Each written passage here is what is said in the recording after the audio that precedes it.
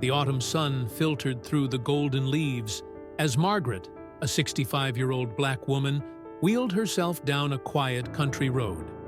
She enjoyed the crisp morning air, the way the world seemed calm and unhurried. But halfway through her stroll, her breathing grew labored, her chest tightening as the familiar signs of an asthma attack crept in. Margaret quickly fumbled with her bag, searching for her inhaler. Her trembling hands betrayed her urgency, spilling the bag's contents onto the ground. The inhaler rolled a few feet away, just beyond her reach. Panic set in as her vision blurred, her breath escaping in short, sharp gasps. Desperately, she leaned forward, her frail body stretching toward the inhaler. Suddenly, a shadow loomed over her. She looked up to see Brian, a tall, middle-aged white police officer. Relief washed over her face for a brief moment. Surely, he would help her in her time of need. But Brian's expression was cold. He picked up the inhaler, examining it with a sneer. "What's this? Another junkie tool?" he said mockingly. Without hesitation, he tossed the inhaler into a nearby trash can. Margaret gasped, her hand reaching out. "Please, I can't breathe," she managed to wheeze. Brian smirked, as if amused by her struggle. "You people are always so dramatic," he muttered before turning away, leaving her helpless on the roadside. Margaret tried to call out for help, but her voice was too weak. She struggled to move her wheelchair closer to the trash can, but lost her balance, tumbling onto the pavement. Tears streamed down her face as she clawed at the ground, her strength fading. Just as her vision began to darken, a voice called out, "Mom! Mom, I'm here!" It was Ethan, her 35-year-old son, rushing toward her with panic etched across his face. He scooped her up and found the discarded inhaler in the trash. Without wasting a second, he administered it to her. Margaret's breathing slowly stabilized, though her body remained weak. Ethan cradled her, his anger boiling beneath the surface. "Who did this to you?" he demanded. Between shallow breaths, Margaret whispered, "The officer. He threw it away." Ethan's jaw tightened as he looked up and saw the patrol car disappearing down the road. He memorized the license plate number before lifting his mother back into her wheelchair. "Let's get you to the hospital," he said, his voice trembling with both fear and fury. At the hospital, Margaret recovered quickly, thanks to Ethan's timely intervention. But the emotional scars of the incident ran deep. She recounted the officer's cruel actions to Ethan, who listened with clenched fists and a storm brewing in his eyes. "He left you to die," Ethan said, his voice low and dangerous. "That man doesn't deserve to wear a badge." Margaret tried to soothe him. "Ethan, we'll report him. We'll follow the law." And they did. Margaret and Ethan filed a formal complaint against Brian, detailing every cruel act he had committed. The case went to court, and for a brief moment, Margaret felt hope. But that hope was crushed when the court dismissed their case due to a lack of evidence. There were no cameras in the area, and Brian denied the allegations, claiming he was merely on patrol. The decision was a slap in the face. As Margaret and Ethan left the courtroom, Brian stood nearby, a smug grin on his face. "You people think you can put me in jail?" he sneered. "You have no rights here." Margaret's shoulders slumped as tears welled up in her eyes. Back at home, she wept openly, overwhelmed by the injustice. Ethan sat beside her, his hands resting on her frail shoulders. "Don't worry, Mom," he said softly. "I'll get justice for you." Margaret thought he was just trying to comfort her. She had no idea that Ethan's idea of justice would go far beyond the bounds of the law. The injustice lingered in Ethan's mind, gnawing at him like a relentless storm. Every time he looked at his mother, he saw the pain in her eyes and the exhaustion in her frail body. Margaret tried to move on, but Ethan couldn't let it go. The image of Officer Brian walking out of the courtroom with a smug grin haunted him. One afternoon, as Ethan sat in his modest apartment flipping through papers from the failed court case, a thought struck him like lightning. He knew Brian had a family. He had overheard it during the trial. A daughter. The man who had left his mother gasping for air had something to lose, someone he loved. The seed of a plan began to form in Ethan's mind. A week later, Ethan learned through casual inquiries at the school where he worked as a nurse that Brian's daughter, Sophie, was a student there. She was only 10 years old, a cheerful, bright-eyed girl who often chatted with the school staff. Ethan felt a pang of guilt when he saw her for the first time, her laughter echoing through the hallway. But the memory of his mother's tear-streaked face hardened his resolve. "They don't feel guilty for what they've done," Ethan whispered to himself. "Why should I?" Ethan spent the next few days preparing meticulously. Using his medical expertise, he created a toxin that would act slowly, causing symptoms of a severe illness without immediately raising alarm. He told himself that Sophie wouldn't die. The toxin would merely incapacitate her long enough to make Brian suffer, to make him understand the pain of watching a loved one in danger. One afternoon, Sophie came to the school infirmary with a mild cough. She was cheerful as always, chatting about her favorite class project. Ethan's hands trembled as he mixed her medicine, slipping the toxin into a small vial. As he handed it to her, he forced a smile. "This will help you feel better," he said. "Thanks, Mr. Ethan," Sophie chirped, taking the medicine without a second thought. Ethan watched her leave, his heart pounding. The first step was done. That evening, at Brian's home, Sophie began coughing again. At first, Brian thought it was just a cold, something minor that would pass. He gave her over-the-counter medicine and tucked her into bed. But as the night wore on, her condition worsened. She developed a fever, her small body trembling under the blankets. By morning, Sophie's cough had become violent, and blood speckled her pillow. Brian's heart sank as panic set in. He rushed her to the hospital, where the doctors ran numerous tests. Hours later, they returned with grim expressions. "We've never seen anything like this," one doctor admitted. "Her symptoms suggest poisoning, but we can't identify the toxin." Brian was stunned. Poison? How? His mind raced, trying to piece together how this could have happened. Sophie had only taken medicine from the school nurse, Ethan. The realization hit him like a freight train. Ethan. The next day, Brian stormed into the school, his face flushed with fury. He demanded to see Ethan, who was calmly going about his duties in the infirmary. When Brian burst through the door, Ethan barely looked surprised. "You poisoned my daughter!" Brian roared, grabbing Ethan by the collar and slamming him against the wall. "How could you? She's just a child." Ethan didn't flinch.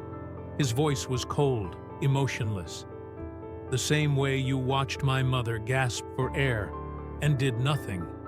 Now you'll feel what it's like to be powerless." Brian's grip tightened, his hands shaking with rage. "Tell me how to save her," he growled. "Give me the antidote." Ethan smirked, his tone almost mocking. "Oh, there's an antidote," he said, his voice dripping with malice.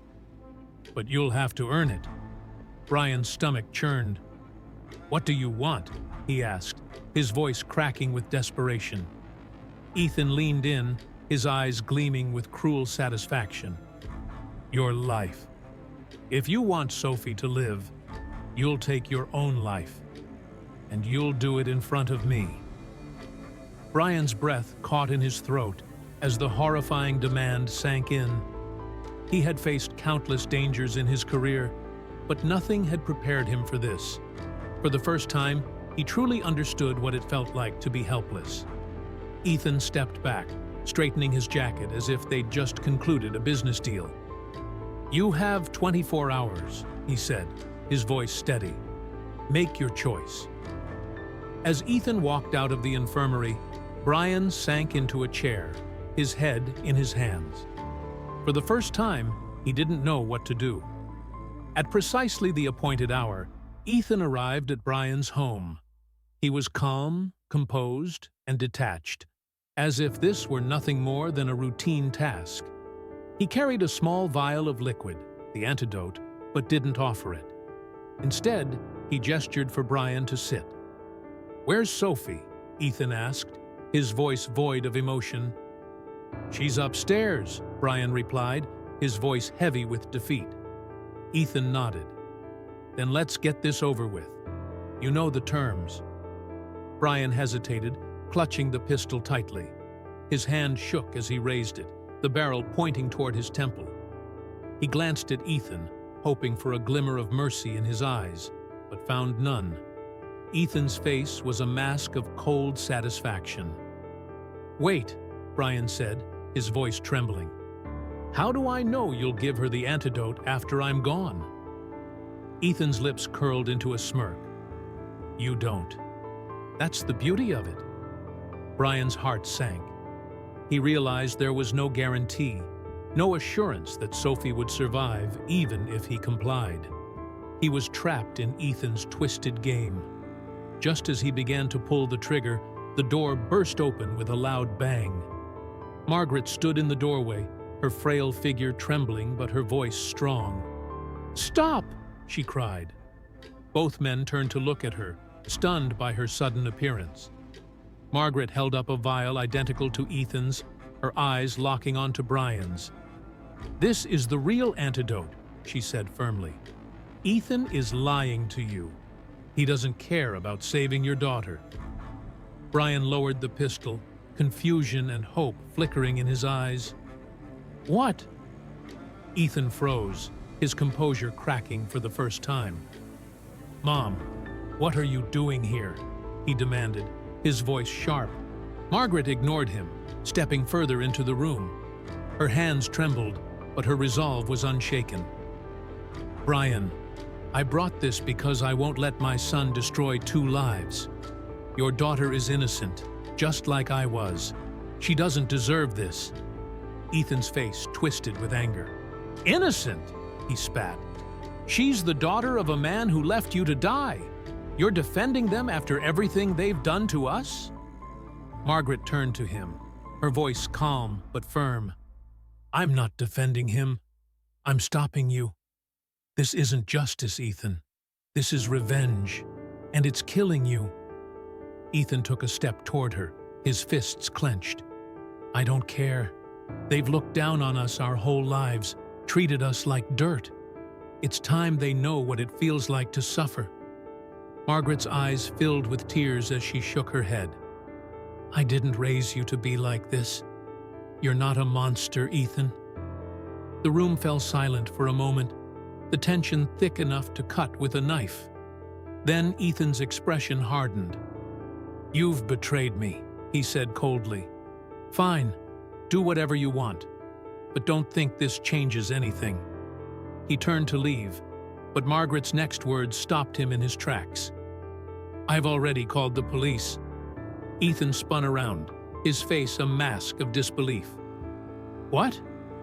"They're on their way," Margaret said, her voice steady. "You can't run from this." Fury flashed in Ethan's eyes as he lunged toward Margaret, reaching for the antidote. But Brian, now fully alert, reacted quickly. Years of training as a police officer kicked in, and he subdued Ethan with ease, pinning him to the ground. Margaret rushed to Sophie's side, administering the antidote with trembling hands. The room fell silent as they waited, every second dragging on like an eternity. Finally, Sophie's breathing steadied, her fever subsiding. Her small body stirred, and she opened her eyes weakly. "Daddy?" she whispered. Brian's eyes filled with tears as he knelt beside her. "I'm here, sweetheart," he said softly. The flashing lights of police cars illuminated the street outside Brian's house, casting long, flickering shadows across the living room. Inside, Margaret sat on the couch, her frail hands clasped tightly in her lap, while Ethan was handcuffed and restrained by two officers. Sophie rested upstairs, her breathing steady after the antidote had been administered. Brian stood silently near the doorway, watching the scene unfold with a storm of emotions brewing inside him. Anger, relief, guilt, all fought for dominance as he glanced at Margaret, then at Ethan. The weight of the night pressed heavily on everyone in the room. As the officers prepared to escort Ethan to the patrol car, Margaret stood up, her voice calm but firm. "Wait." The room fell silent as everyone turned to look at her. Ethan, his face a mix of anger and shame, avoided her gaze. Margaret stepped forward slowly, her frail body trembling but her resolve unbroken. "I need a moment with my son," she said softly. The officers hesitated, glancing at Brian, who gave them a brief nod. Ethan didn't lift his head as Margaret approached. "Ethan," she began, her voice steady despite the tears pooling in her eyes. "What you did tonight was wrong, not just to Sophie, but to yourself. This hatred you've carried, it's consumed you." Ethan clenched his jaw, his voice cold. "I did it for you, for the justice you never got." Margaret shook her head. "What you did wasn't justice. It was vengeance. And vengeance doesn't heal anything. It only destroys." Ethan finally looked at her, his hardened expression cracking slightly. "He left you to die," he said, his voice trembling with anger and pain. "He didn't care. Why should I?" Margaret placed a hand on his arm, her touch gentle but firm. "Because we are better than that. I didn't survive that day to watch you throw your life away. I want justice, yes, but not at the cost of your soul." Ethan stared at her, his anger faltering under the weight of her words. For a moment, the boy he used to be, the one who had always looked up to his mother, flickered in his eyes. But the bitterness still lingered, and he looked away. The officers led Ethan out, his head bowed. Margaret watched him go, tears streaming silently down her face. Brian stood frozen, torn between relief that his daughter was safe and guilt over his role in the events that had brought them to this point. Slowly, he approached Margaret, his steps hesitant. When she looked up at him, he dropped to his knees, the weight of his actions crushing him. "I'm sorry," he said, his voice breaking, "for everything I did to you, for leaving you to suffer, for being the reason this happened." Margaret studied him for a long moment. She could see the remorse in his eyes, the way his shoulders slumped under the burden of his guilt. She took a deep breath, her voice calm but resolute. "What you did to me was cruel, Brian, but I saved your daughter because she is innocent. I saved her because I refuse to let hatred define me." Brian nodded, his head bowed. "I'll spend the rest of my life trying to make this right," he promised. Margaret didn't respond immediately. Instead, she placed a hand on his shoulder, a gesture of forgiveness, not for his sake, but for her own peace. The aftermath of the night rippled through everyone's lives. Ethan was charged with multiple crimes, including poisoning and attempted extortion. Though Margaret visited him in prison, their conversations were often tense, his bitterness not fully gone. Yet, she never gave up on him, hoping that time would soften his heart. Brian, true to his word, began to rebuild his life with a renewed sense of purpose. He resigned from his position as an officer, dedicating himself to community work and advocating for justice reform. He sought to undo the harm he had caused, driven by the memory of Margaret's forgiveness. Sophie recovered fully, her bright spirit untouched by the ordeal. She often asked about the nice lady who had saved her, and Brian always spoke of Margaret with the utmost respect. Margaret returned to her quiet life, but she carried the events of that night with her. Despite the pain, she found solace in knowing she had acted with compassion. She had faced hatred and refused to let it take root in her soul. Though the scars of injustice remained, she held on to hope that the world could change, one act of kindness at a time. Months turned into years, and the events of that fateful night became a distant memory for many, but not for Margaret. She often sat on her porch, her hands resting lightly on the arms of her wheelchair, gazing at the horizon as the sun set. The quiet rustle of leaves and the soft chirping of birds brought her a sense of peace. But her thoughts frequently wandered back to her son, Ethan, and the choices that had led them here. Ethan remained in prison, serving his sentence for the crimes he committed. Margaret visited him regularly, despite the tension that sometimes lingered between them. With each visit, she saw small changes in him, a softening of his hardened demeanor, a flicker of regret in his eyes. Though he rarely said it aloud, Margaret knew he was beginning to understand the weight of his actions. During one visit, Ethan finally spoke the words she had been waiting to hear. "I'm sorry, Mom," he said quietly, his voice thick with emotion. "I thought I was doing it for you, but I see now that I was wrong." Margaret reached across the table, her frail hand covering his. "I've already forgiven you, Ethan," she said. "What matters now is that you forgive yourself and find a way to move forward." Brian, too, had transformed. No longer an officer, he dedicated his life to serving others, working tirelessly in marginalized communities and advocating for justice reform. He often visited Margaret, bringing Sophie along with him. The little girl, now older, adored Margaret and would sit by her side for hours, listening to her stories and helping her tend to the small garden in her yard. One afternoon, as they sat together, Brian broke the silence. "I owe everything to you," he said, his voice sincere. "You didn't just save Sophie's life. You gave me a second chance to be a better man." Margaret smiled softly, her gaze steady. "People can change, Brian. It's not easy, but it's possible. What matters is that you use that chance to make a difference." He nodded, his heart heavy with gratitude. "I will. I promise."